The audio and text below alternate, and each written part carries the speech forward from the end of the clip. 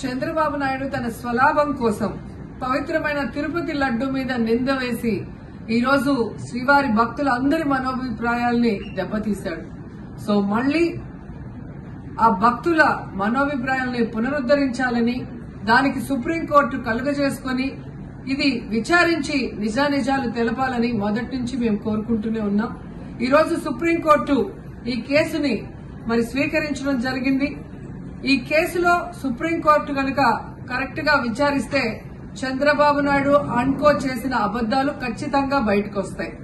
ఎందుకంటే మీరే చూశారు, చంద్రబాబు నాయుడు లాంటి వాళ్ళు ఒక సీఎం స్థాయిలో ఉండి తప్పు జరిగిందా లేదా అని విచారణ చేయకుండా, ఎటువంటి సాక్ష్యాధారాలు లేకుండా కేవలం జగన్మోహన్ రెడ్డి గారిని టార్గెట్ చేయాలి, ఆయన మీద నింద వేయాలి, ఆయన్ని హిందువులకి దూరం చేయాలన్న ఒక దురుద్దేశంతోనే ఈ యొక్క కామెంట్ చేశాడు అనేది స్పష్టం కాబోతుంది.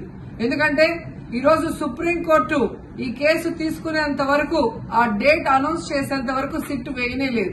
అంటే ఉన్నత స్థాయి విచారణ ఎక్కొట్టాలి, ఉన్నత స్థాయి విచారణ జరిగితే తాను చెప్పిన అబద్దం బయటపడుతుందన్న భయంతో సిట్ ని హడావిడిగా ఏర్పాటు చేయడం మనం అందరం కూడా గమనించాలి.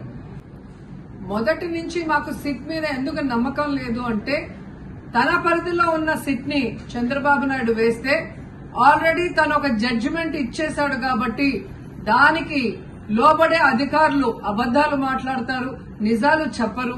ఎందుకంటే ఈరోజు సిట్ లో వేసిన అధికారి అడిషనల్ డీజీ, ఆయన కన్నా పెద్ద ర్యాంక్ లో ఉన్న టీటీడీ ఈఓ, మరి ఐఏఎస్ ఆఫీసరు మొదట మాట్లాడిన స్టేట్మెంట్ కి చంద్రబాబు నాయుడు గారు అబద్దం చెప్పిన స్టేట్మెంట్ తర్వాత మాట్లాడిన దానికి తేడా చూస్తేనే ఈ సిట్ అనేది సిట్ అండ్ స్టాండ్ కి తప్ప దేనికి పనికిరాదనేది అర్థమైంది. అందుకే మేము మొదటి నుంచి అడిగాము, సుప్రీంకోర్టులో విచారణ జరగాలి, సిబిఐకి డైరెక్షన్ ఇచ్చి విచారిస్తే ఖచ్చితంగా మత కల్లోలాలు సృష్టించాలనుకున్న చంద్రబాబు నాయుడు అన్కో అందరికీ కూడా బుద్ధి చెప్పే అవకాశం దొరుకుతుందని. సో ఈ రోజు విచారణ స్టార్ట్ అయింది.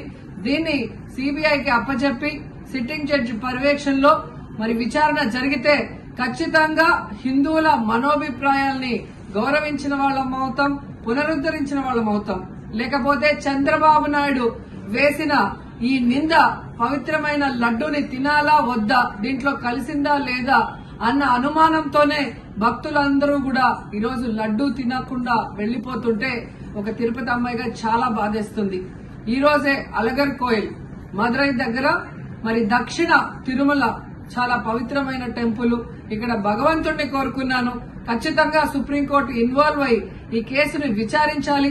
తప్పు చేసిన వాళ్ళని, అలాగే అంటే తప్పుడు స్టేట్మెంట్ ఇచ్చిన వాళ్ళందరూ ఎంత పెద్ద పొజిషన్ లో ఉన్నా కూడా వాళ్ళని శిక్షించాలి అని భగవంతుడిని కోరుకున్నాను, సుప్రీంకోర్టుని కోరుకుంటున్నాను. Please subscribe .news.